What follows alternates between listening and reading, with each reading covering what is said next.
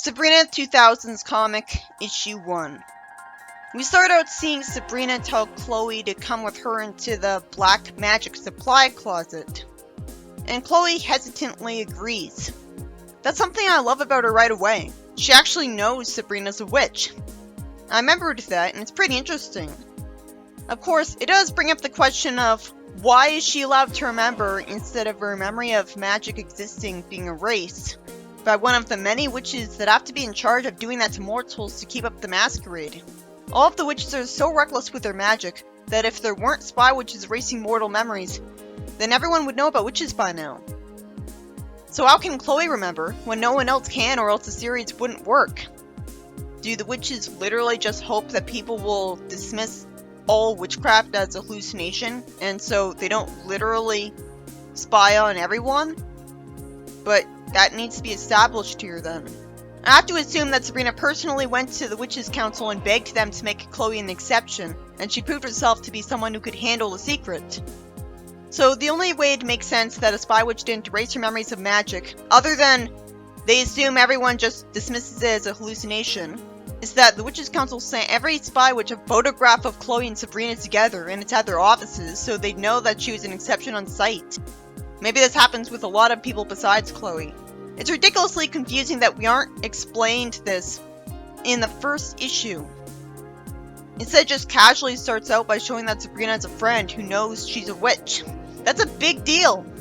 If the show explained this, then that's continuity lockout if the comic won't explain too. So the first issue of the comic needed to be about explaining why Chloe's allowed to remember she's a witch, and it could show us her intriguing and adjusting to it. I wonder if that would have made a better story than whatever this is going to be. Speaking of continuity lockout, if you never read the final issue of the 90s Sabrina comic, then seeing Repulsa here is going to be confusing for the first issue in a comic. Repulsa says that Sabrina seems unaware that she sent her back in time to relive her adolescent years from the beginning. Why didn't she point this out right away instead of taking this long? Surprisingly, she laughs and says it serves her right, instead of being frustrated that her so-called revenge was completely worthless because her victim doesn't even know that she was wronged. Also, Repulsa says that now she can concentrate on conquering Enchantress of the Realm. First off, this better mean that Enchantress in this comic. Second, what, did she think Sabrina was a threat to her? And somehow didn't kill her then? Or was she really that focused on wanting revenge on her that she couldn't concentrate on this? Because she has no reason to be satisfied with this as revenge. Also, Repulsa says she's making her relive her adolescent years rather than saying she's a kid again. I always used to think that Sabrina in the animated series was a kid. Of course, because that's how she's treated. What's the point of changing the art style like this and making Sabrina and Harvey look like children if they're not? Of course, the animated series is still different enough, even if Sabrina is still a teenager and just a younger one. But what's the point of not making her look exactly like she does in the 90s comic and a cartoon if she's barely younger at all? You're just risking alienating longtime fans for no reason. I'm bored out of my mind right now. I just want to progress with the plot already, but it just starts out confusing. Meanwhile, Chloe says that she doesn't think Sabrina's aunt would approve of her leading her into that closet. It turns out Sabrina wants help with her witchcraft homework. Wait, from a mortal? I guess she thinks Chloe's smarter than her. After all, she could still memorize information and try to make sense of stuff for her. Maybe she's better at memorizing. Sabrina says that she's just gathering supplies and isn't casting any spells right now. I like that she references powdered bat wings. That was a potion ingredient in the 70s comic, too. Chloe says that she just wants to see if her name appears in an old book. Why? Is that narcissistic? It's so random. Why would that? It seems contrived that that's why she reads the book instead of just being curious. She looks at the C's and says, cool, it says, use Pandora perfume. Huh? What does use Pandora perfume have to do with her name? Sabrina says that that's the spray bottle on the shelf in front of her, which she needs as well. She asks her to grab that for her. Why doesn't she just use magic to make it float over to her? Why doesn't she use magic to make all of the supplies she needs float out of the closet in seconds and entertain us, instead of inviting Chloe into the closet?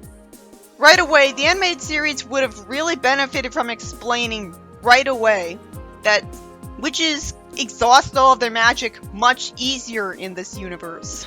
Then it would make more sense that she's told to be careful what she uses her magic for, because she'd have to spend days or weeks without it if she used it too frivolously.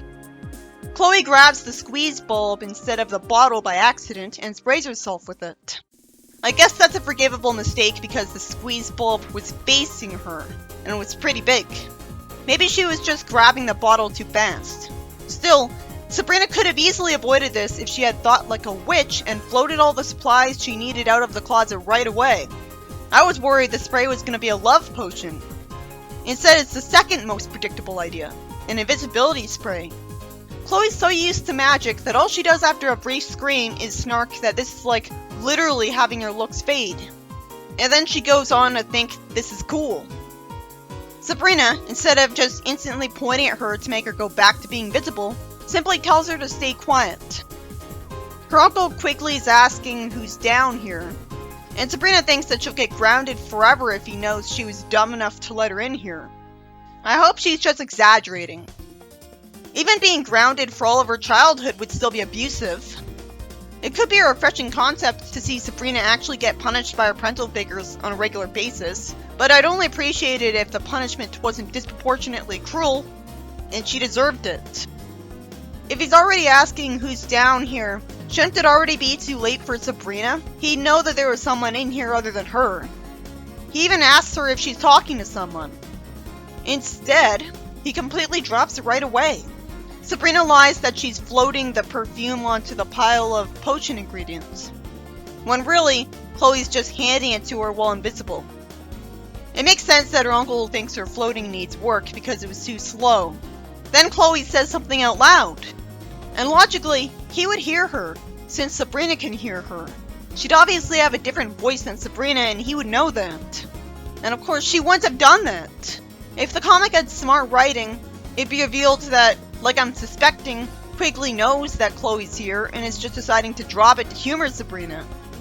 There's no reason for Chloe to say this out loud, no matter how bad she felt for Sabrina. I guess it was force of habit, but still. This is not a great start so far. It's cool that she knows Sabrina's a witch, but so far all she's doing is making mistakes. And that's what Sabrina's for, so that's redundant. Sabrina fortunately calls her out on this. And then she has to sprinkle some pixie dust to create an aura around her so that she can see her, instead of pointing. But the book spells only with no cures, so they're on their own here. Seriously, why can't she just cast a spell while imagining that she's visible again, and have that work? Her magic would understand what she wants and do whatever it takes, which would include getting rid of the spray. This is stupid. Chloe predictably wants to take advantage of being invisible. Good thing she's not a guy. Morty would have wanted to go to the girls' locker room. It would have made sense that she didn't get cured right away if she had been written to say this before Sabrina would say that there's no cure in the closet. You'd think the cure would be in the same room as the invisibility spray. Chloe says that they could go to the school basketball game, and she could stand next to the team captain that she finds attractive, and he wouldn't know she was there. How pointless. Wouldn't you have to be a judgmental jerk to not let her stand next to him normally? And therefore she'd have to be pretty shallow to still like him? Surprisingly, Sabrina just says she's loopy. Huh? Maybe this comic is trying to divide Sabrina's personality into two characters that both have consistent personalities. Normally Sabrina's reckless with magic, and that's how we get interesting plots. But that's also a bit confusing because it comes into conflict with the fact that they're trying to portray her as a very good person who wants to help people with their magic, even if she's not allowed to. And it can also conflict with the times when she said she wants to do stuff the normal way and feel like a normal teenager who fits in. I was able to forgive her still being reckless with magic though, because it's realistic. I can't imagine anyone who wants to use magic at every opportunity if they had it. And she's a teenager. She's gonna be reckless and selfish with it inevitably. Here, it seems like Chloe's going to be the one encouraging her to use her magic irresponsibly, while Sabrina's less enthusiastic about it. And it would make sense because Chloe's immortal and Sabrina's parental figures are actually willing to discipline her in this comic, so there'd be actual consequences if she got caught abusing her magic. And Sabrina's used to magic and has been using it for years. Maybe she's already had all her fun with it? Sabrina should actually explain to her right away why she shouldn't abuse her invisibility. Although, if the masquerade around magic is being kept at all when she exists, then there's gonna be no consequences to anyone exposing magic, including her. But her moving around objects like this wouldn't necessarily expose witchcraft. It would just make people freak out about ghosts, and Sabrina should warn her about that. But that might encourage her even more, I don't know. Should she really be insulting her friend as loopy? And her friend doesn't even care. She delusionally insists that Derek likes her, and at least justifies that some of the girls were saying he wants to be seen with her, but she can't be seen with anyone. Even Sabrina points that out. If she thinks Derek wants to be seen with her, why does she think she'd need to be invisible to stand next to him? It turns out that the pixie dust letting Sabrina see Chloe is so pathetic that it dissolves in mere sunlight. Then we get introduced to the series' stereotypical mean girl, Gem. She didn't have an equivalent in the 70s Sabrina comic, and I didn't mind one bit. This girl is even worse than Amy in the 90s comic, and I can tell right away because she has a bunch of girls following her around. As if she wasn't bad enough. And one of them says that she's very clever for making the most obvious and childish joke around Sabrina's name. And all the others just say they agree. And one says that she agrees more, sucking up to her. That's not funny, it's annoying. And I'd be fine if I never saw any of these characters again. This character would really suck if, unlike Amy, Sabrina didn't take every opportunity to humiliate her with her magic. Gem somehow doesn't get offended that she and her friends are being called snotty, as if I'm not incensed enough, and just says that Sabrina's talking to herself. I have a question. Why are they all in front of Sabrina's house? I guess they're literally just going all the way here to make fun of her, but it seems unrealistic. You'd think that all of these students would be too busy watching TV or shopping or swimming at a pool. Bullying happens at school, but it'd be inconvenient to go all the way to her house to do it. I wish it was explained that Gem had a bad day and bad things just happened to her. Gem's teasing her because she doesn't have lots of friends like she does. The writer's not even trying to be subtle with this character. She's gonna be the most played straight cliche, isn't she? I'd rather see a bunch of girls with her personality that only show up once. I guess they started making fun of Sabrina because of how suspicious she is, badly hiding her powers. But they're weird too. I've never seen a group of girls be like this with a girl in my life. And I've never seen a girl go all the way to a student's house on foot, presumably, just to tease her with a few predictable, lazy insults. It'd be satisfying if Sabrina used her magic on her right here. I don't mind her being an anti-hero. Anti-heroes are cool, and she doesn't need to be sanitized. Instead, Chloe trips her. And it infuriates me that the karma's downplayed by Sabrina saying, "Chloe," for no reason, which you'd think would be pointed out. Oh good, Sabrina says, "Way to go." Chloe giggles at the girls being covered in mud, and says that was great, which it was. One of the girls apologizes to Gem for what's happened, and the other girl somehow gets the idea that she was talking to her instead of Gem and contradicts her. Gem calls them morons when it's clearly not their fault that they can't tell which mud-covered person is her. She says that now they're going to be late to the basketball game. That's especially good for comeuppance because it shows there's actual consequences to what happened to them, beyond a quick gag. I'm thinking that none of these girls actually like Gem, and are just using her because they think being around her makes them cool and not being friends with her wouldn't be worth it. Because no one would like a so-called friend who calls them morons to their faces over something that's not their faults.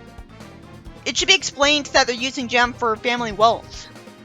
I read on TV Tropes that the show explains this, but the comic should in the first issue. Later on, they're at the school gym because apparently Sabrina actually agreed to let Chloe do what she wanted with invisibility when she called her loopy earlier.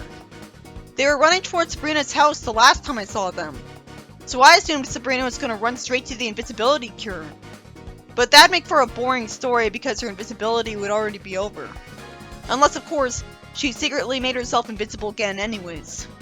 Then some gossips come up to them. The rumor is that Derek wrote a love note to Chloe, but chickened out and didn't give it to her. I'm guessing that this is just getting her hopes up. And it's actually about another girl. Because I have a feeling it's a common moral with kids' stories that rumors and gossip are always untrue every single time in the history of the universe, when that doesn't really measure up to reality. Oftentimes, rumors are where you hear the truth first before it's confirmed by official sources. Supposedly, the love note's still in Derek's backpack, in the boys' locker room. The minute that I saw the blue-haired girl, I was wondering if she was a witch. I was wondering if these two were witches that Sabrina knew at first. Maybe that's because, well, not only is one of them wearing spectacles like Zelda in this series, but one of them has blue hair, and in a hairstyle that I've never seen a single teenage girl wear before. So that could be explained as her having a different sense of fashion from a different planet. Sabrina wonders where Chloe is when she's not around her anymore. Is she seriously surprised that she went into the boys' locker room? That was the obvious idea right away. I was proud of her for not jumping to that plan immediately. I assumed that Sabrina would turn herself invisible with a spell before going to the locker room. But instead, she doesn't. So is she gonna get caught and get in trouble? Because that'd be such bullshit. I read Sabrina comics to feel better from reading an interesting, fun story. Sabrina reasoned that this place should be deserted with everyone in the gym. At least that kinda justifies why she didn't think she had to take extra precautions. But still, isn't it obvious that someone might look at her leaving the locker room? She startles Chloe when she's annoyingly judgmental of her for reading the love letter, even though the love letter is her business because it might be about her, and was supposed to be for her. It's annoying to see Sabrina be judgmental of someone for abusing magic, and saying that she scared the trust out of her, because Sabrina's always been the poster child of reckless magic use. Chloe fortunately apologizes to her. She says that she could use her witchcraft to zap them out of here right now. Sabrina pisses me off by saying no, and insisting that they'll get out of here by using their brains. Then they might as well give up now. She says that her uncle says not to use magic to get out of a problem that magic got her into. What a bad influence on her. This isn't what I want Sabrina to be because it doesn't make for interesting plots if she's opposed to using magic, and that's apparently why they needed Chloe in the first place. But Chloe isn't making up for Sabrina pissing me off. Sabrina uses magic to get herself out of situations that magic put her into every single time. That's the only way she can get herself out of them. How are you supposed to undo a spell without using magic? Like a brainwashing spell. How are you supposed to erase someone's memory of the magic use without magic? And if you have the power, it'd be a complete waste not to use it. Why are they even bothering to educate her about magic with homework if they don't want her to use magic ever? What kind of situation is she allowed to use it? If it's only life or death, that means she'd barely use it even after she's done her magic studies, and it would get really rusty. I've said all of this before.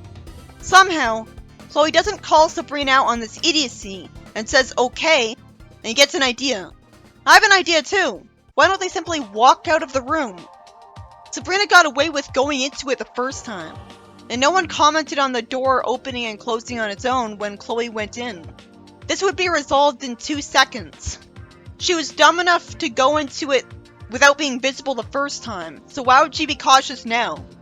Instead, there's a convoluted plan where Chloe has to sneak Sabrina out under the dirty towels. She fucking better rethink her position. The potential problem with them simply leaving through the door is the same problem this might have. People might see them leave the locker room. Here it's even worse because people will be questioning why some wheeled cart with towels is leaving the locker room on its own. This could get people freaking out about the school being haunted, causing a mass panic that Sabrina's aunts might hear about if it was mentioned on the news, as opposed to Sabrina just being caught leaving the room, and then using magic to erase people's memory of it in a second. Oh, that's a pleasant surprise. The next panel cuts ahead to them outside the locker room.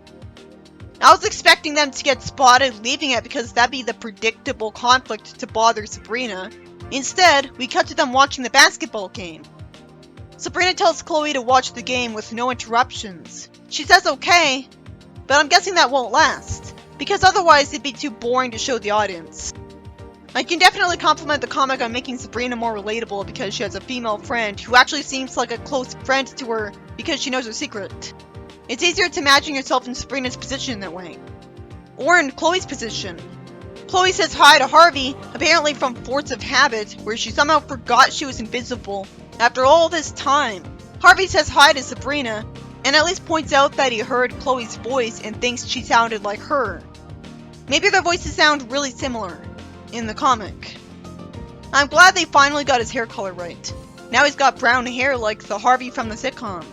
He asks Sabrina to sit up here with him, and Sabrina says no because she wants to wait outside for Chloe.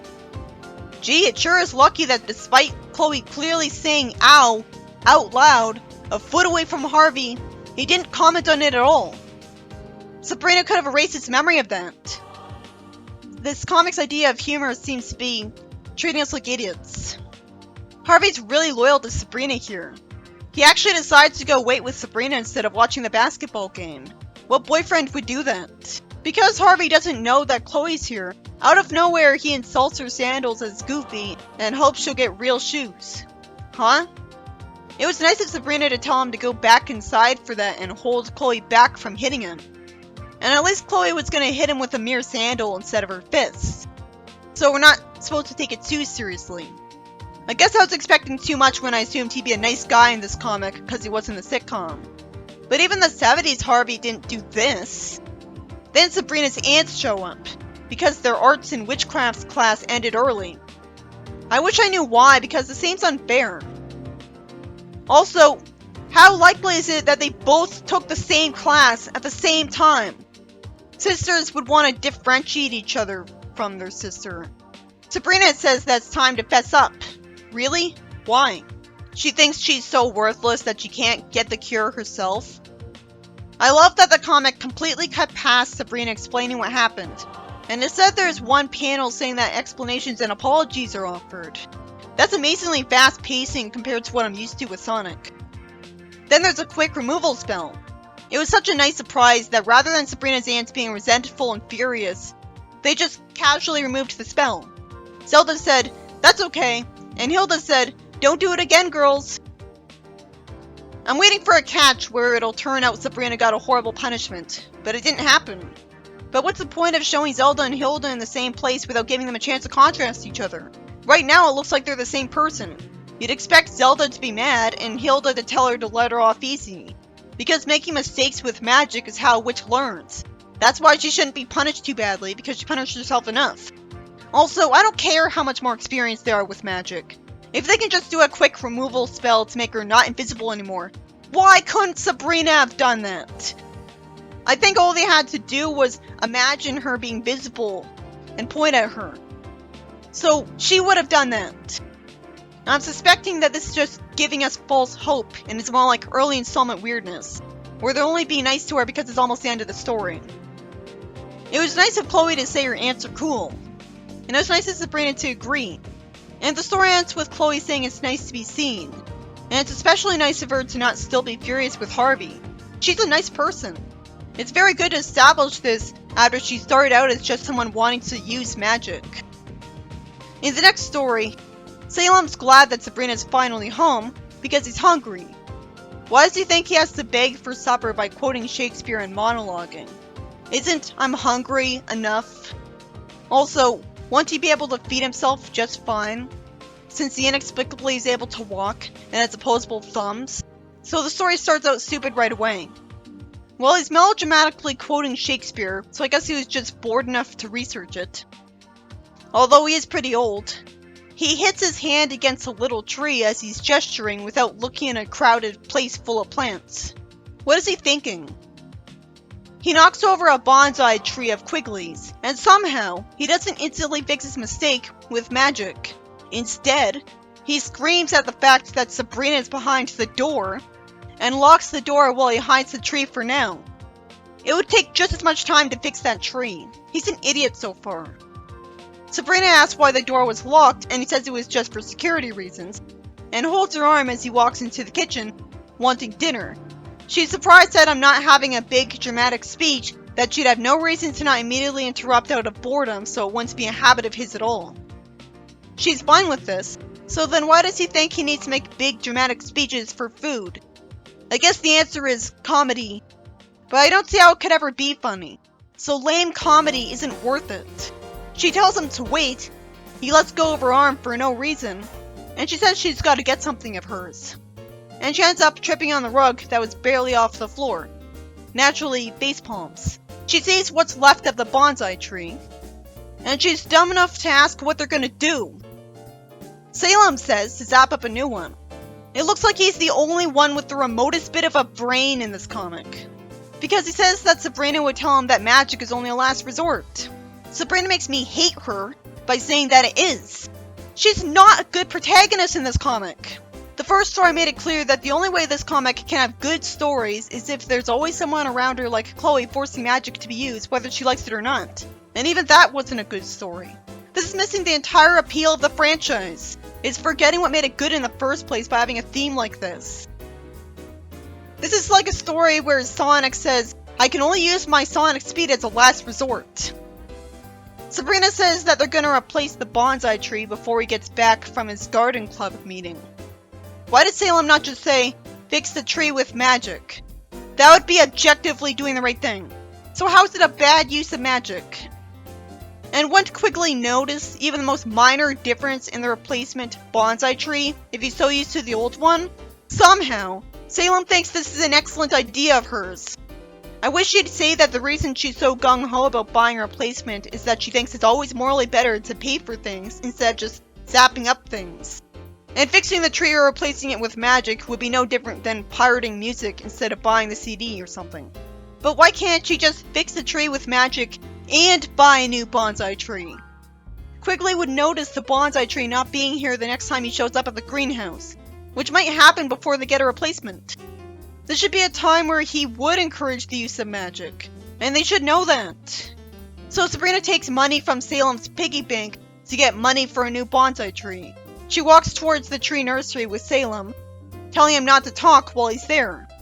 At least he's taking advantage of him being a cat in one measly way because he says he'll be in the catnip section. Catnip is like pot to cats.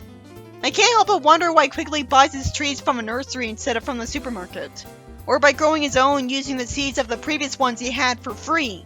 I guess he thinks this store has superior plants. They could be selling plants that the supermarket with its flowers wouldn't have. Oh, how convenient. There's a sale today. After Sabrina says she loves being in the greenhouse, being more sympathetic for once, she asks for a tree, and she vastly underestimated how expensive the tree would be and only has around $8. Meanwhile, Salem gets bothered by a fly or bee and uses magic to zap it to death while holding his nose in pain. Stores generally have surveillance cameras to catch any shoplifters.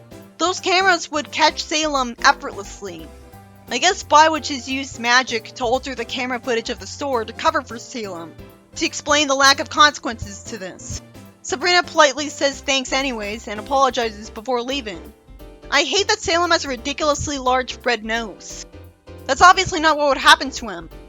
And yep, it's not the case in the next panel. Sabrina says there's no way to replace Quigley's tree because she's a stubborn, bull-headed idiot. Salem then tells her to look over there on the other side of the park. There's a whole grove of cherry blossom trees, but they're life-sized. So Salem suggests making one of them smaller to replace the bonsai tree. If she's okay with this, instead of bitching about it, then why didn't she just use magic to fix the first tree? They're already giving up on their stupid principle that means magic is wasted on her.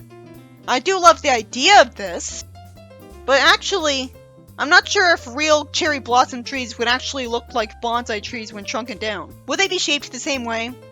It's also convenient that they even found these trees in the first place. Sabrina says she got the tree planted just in time. And Quigley says the tree is a beauty as he looks at it. And he's not noticing a difference? How stupid do they think I am? I always knew that the animated series stories were written worse. Now I'm sure of it. This is just the first issue, and you need to wow your audience with that. Or else the sales will severely drop after the first one. Or people are idiots. Sabrina reveals that when they shrank the orchard tree, they shrank a squirrel with it. So she returns the squirrel to normal size. And I'm guessing the squirrel isn't actually able to speak English, because that'd be fucking stupid. And instead it's just thinking. Except how can a regular squirrel eat any kind of pizza? He thinks this was just a dream of his. Why is the Earth squirrel being portrayed as a talking squirrel who eats unrealistic things? Is he a witch who was forced to live as a squirrel as a punishment? I thought all the transformed witches had caretakers. It's trying to be cartoony just because of the art style. I don't see how bad writing is worth it. If it's doing this just because it's a cartoon, then there really is no excuse for this comic not having as much magic as possible and people just dismissing it as a hallucination. Because that would be more entertaining to watch. In the next story, Sabrina's disappointed that people are going to develop on a patch of forest by selling it. It seems like a case where the writer's doing an author tract because we didn't need to see her complain about this for more than one panel. We already got the point. And newsflash, there are enough trees on the planet, and the planet has enough oxygen to last us for millions of years. Now, if the factory built here causes pollution, then that's a bit of a problem. She just seems to be a whiny teenage girl who's overreacting to something that has nothing to do with her. She says that trees are going to go extinct around here. And saying extinct gives her an idea. She looks in her magic book and asks where is that bird she was learning about the other day. She casts a spell and says that this part of the woods is going to be reclassified as an endangered wildlife habitat. So apparently this is the last resort that makes use of magic justified. And yet the bonsai tree being damaged wasn't. Apparently she doesn't care about her uncle as much as she cares about this small patch of the forest. So is this use of magic gonna somehow backfire on her? Even if she said that the reason she agrees with only using magic as a last resort is because her use of magic always backfires on her if it's the basis for a plot, I'd still be mad at her holding back from using magic for smart things, more mad than I would be at a reckless and potentially dangerous use of magic. Because at least that makes for an interesting story that only Sabrina could tell. Even I'm sick of ragging on Sabrina not wanting to use magic. The point is, it's a legitimate problem, and at this point in the series, it just makes her look like a hypocrite, falsely proclaiming she's against something she does anyways. At least keep the rules consistent. She calls the Birder Society and reports an unusual sighting, because she summoned a bunch of rare birds to the woods. So why doesn't every good witch do this, and guarantee that all of the forest will be preserved on Earth? It's not like most witches are evil. So the bird watchers storm the place. The police are sealing it off, and the media is pouring in because apparently it's a slow news day, when usually they're busy reporting on any crime that happened recently, ever, or on a celebrity scandal. Sabrina decides to head home and watch it on TV. I guess she wants to make sure her spell will work out, since her spells might have a history of backfiring, even though she has no reason to think her spell here will be a mistake. So you'd think she'd just go on to do typical teenager stuff that's more fun. What could there possibly be to watch on TV about this? Oh, she made dodo birds of all things come back. She wasn't even trying to be subtle. I assumed she was going to make some other obscure bird come back. I assumed that the writer looked up birds for the story. Instead, the writer went with the laziest possible idea. The reason dodos went extinct is that people were eating them too much, as we know. But maybe they won't go extinct if they came back, because now there's actually people wanting to preserve the species. And since there is a demand for them, people would make a dodo ranch out of them, and make sure that they keep breathing and get eaten at an acceptable rate. And it's been so long since people got to know what dodos taste like, maybe by this point there would barely be any demand for them as food, because people wouldn't want history to repeat itself, and would rather eat like they're used to. And even if she only zapped up one dodo bird, so what? It's one bird. It'll die of old age eventually. It'll make someone very rich. Good. Well, honestly, I don't see why this should backfire. People discover members of species that were thought to be extinct in real life. Like, the Galapagos Island turtle isn't extinct, for example.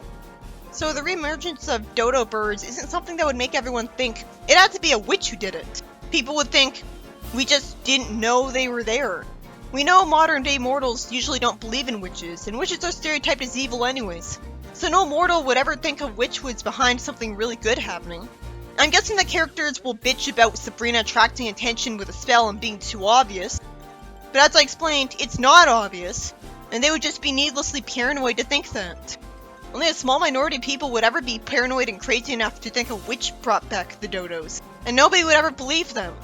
Still, the writing completely lacks self-awareness, as Salem insists that you can't mess with Mother Nature because it could have long-range consequences. Salem, of all people! is lecturing someone that they should think before using their magic. Excuse me?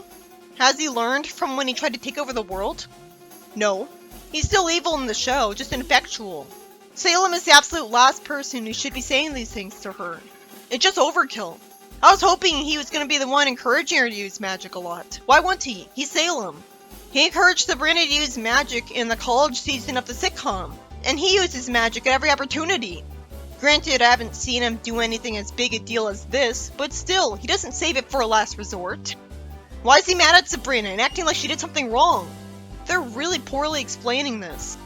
Informed wrongness is probably one of the worst tropes in the history of fiction. I notice it makes the story get on my nerves every time. It turns out that Sabrina only summoned one dodo bird. Oh, that's kind of impressively responsible of her. I thought she'd summon a whole bunch of birds.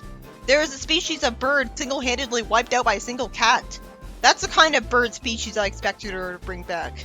Because it'd be something obscure to mainstream people, not a species that everyone would be excited about.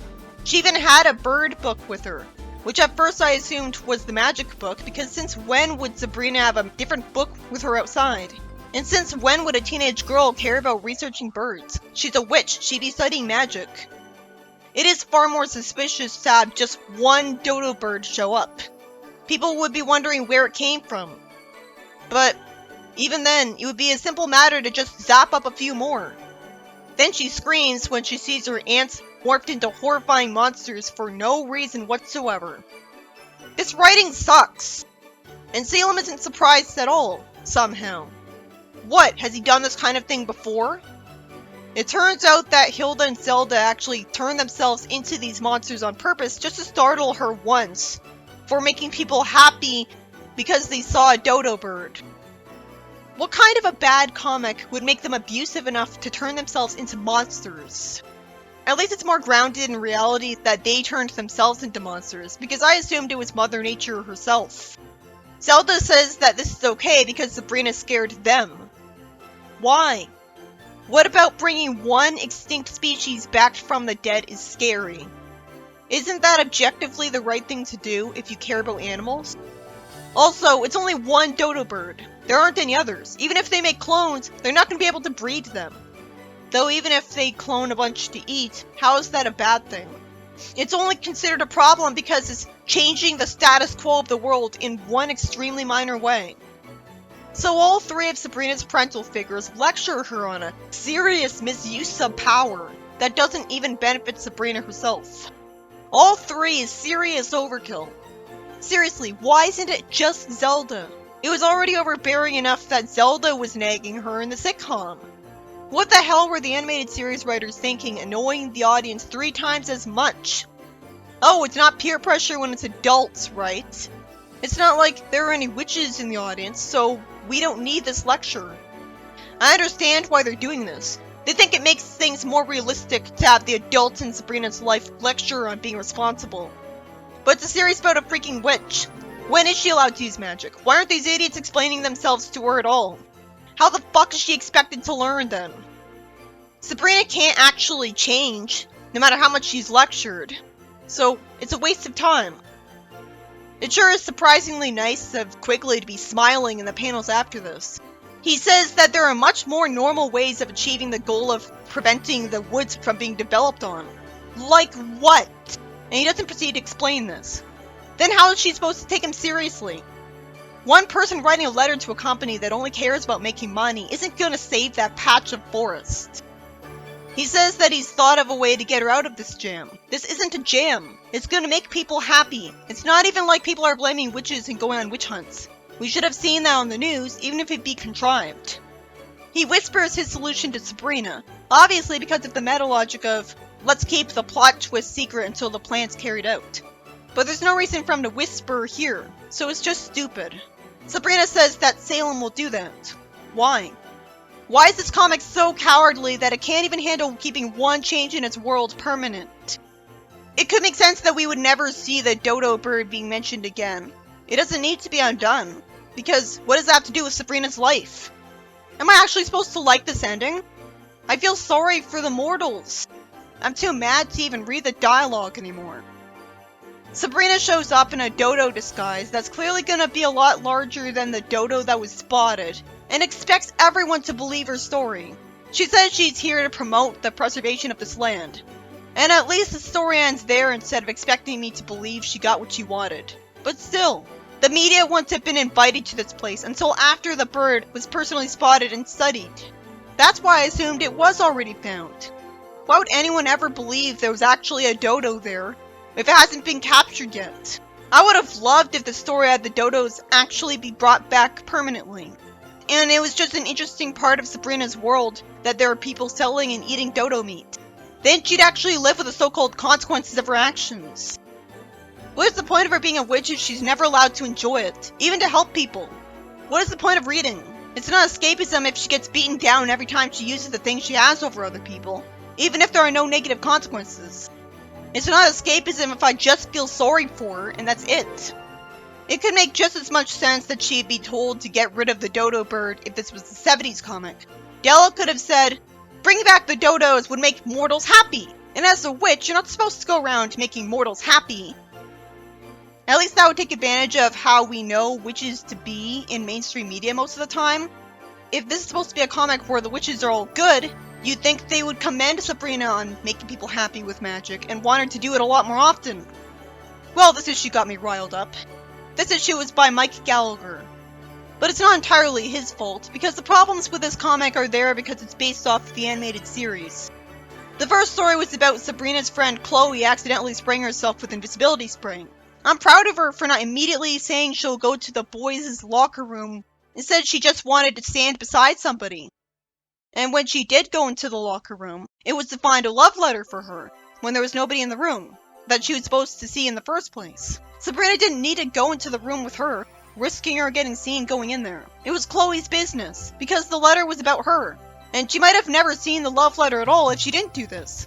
Chloe would have left the room on her own, and it'd be much faster than her having to sneak Sabrina out under dirty socks because Sabrina stupidly refuses to use magic, the most unlikable part of her character. Chloe seems to be the only saving grace of this comic. At least she's forcing magic to still be a part of the plot, even if Sabrina hates it because her uncle's a bad influence. You know it's bad when she should have been the protagonist. She should have been in every story. It's complete bullshit that if the ants could remove the spray with just a spell, Sabrina didn't. Right away. It should have kept it simple and just had Sabrina and Chloe be excited about using the invisibility, instead of Sabrina wanting it to end. They're trying to write Sabrina as more mature, like she is college Sabrina. But that's really confusing because the art style is making her look like a kid. It's redundant to have Chloe instead of just having Sabrina make herself invisible. And involving two characters just means the pacing is slower, because they have to talk to each other for a while nothing's happening. At least Chloe is shown to be relatable instead of perfect, because she does make mistakes. The second story is about Salem arbitrarily making a hand gesture in a crowded greenhouse of all places that knocks over a bonsai tree of Quigley's because he thought he had to make dramatic speeches just to convince Sabrina to feed him, even though he can walk and use opposable thumbs, so he can feed himself. And somehow he doesn't just immediately fix the tree and pot with his magic, when he uses magic at every opportunity. Every part of this plot is stupid. He suggests zapping up another one instead, and somehow Sabrina's opposed to this, when this isn't an abuse of magic. It's giving the lesson that magic in general is evil, which we got over with the establishing of white magic in Dungeons & Dragons and Final Fantasy. It's like this story is written by people who hate witches as a concept. This whole cartoon is. The whole plot is forced by two idiot balls. If Sabrina's okay with stealing a tree from someone's orchard and shrinking it to replace the bonsai tree with magic, then why didn't she just use magic to fix the old one? This isn't a Salem story, because Sabrina insists on being in it. The final story is about Sabrina getting too worked up that a small patch of the forest is going to get developed on by a factory. And she has a clever idea for saving it, because she summons an extinct bird she read about to have it be a nature reserve. She'd know that everyone would be questioning it because it went extinct a very long time ago, and there's only one. Why did her aunt abuse her by turning to monsters just to scare her? She clearly didn't do anything wrong. Salem of all people inexplicably warned her that messing with Mother Nature would have big consequences, but it never actually did. It never inconvenienced anybody. The story was cut short without spending the proper amount of time on its plot. It's not like people are saying that a witch did it. Why the hell does her uncle think she did a serious misuse of her power? It comes across as them thinking that magic is always bad. Unless she uses it to save her own life, I guess. Hilda's supposed to be the fun one, the quirky one that uses magic all the time. She's supposed to be the least moral one. She imprisoned her ex-boyfriend in a ring she's wearing centuries ago in the sitcom. Hilda shouldn't be in this comic if she's gonna be portrayed like this. She's just a clone of Zelda. What's the point of having 3 characters with the same personalities? It really sucks when in the first issue, all 3 stories suck. There was no quality control all on this. This seems to be a comic where the only likable character in it is Chloe. This is just a version of Sabrina that completely misunderstands what made the series enjoyable. The first story revolved around one measly spell. The second story revolved around Sabrina's refusal to use a spell. The third story entirely revolved around one single spell. It would have provided a strong reason for Salem to warn her against bringing back dodos if it was Mother Nature who turned them into monsters. It would explain why other witches don't bring back extinct animals all the time. And somehow the media showed up without anyone personally seeing the dodo yet, or capturing it. Which has to be the only reason why when Sabrina showed up in the dodo costume, no one just asked where the actual dodo was, and said that obviously the dodo wasn't as tall as a teenager. If no one went to the woods to confirm the dodo sighting, well obviously no one would have believed Sabrina about the dodo sighting anyways. It would have taken a lot longer than that for people to discover the dodo. It would have been cool if the dodo stuck around as a part of Sabrina's world and people cloned it to make dodo meat a thing again. But why do that if it'd make the comic interesting? Scientists might actually be able to bring back the dodo someday. They actually did sequence its full genome. Looking at this, why was Sabrina punished again?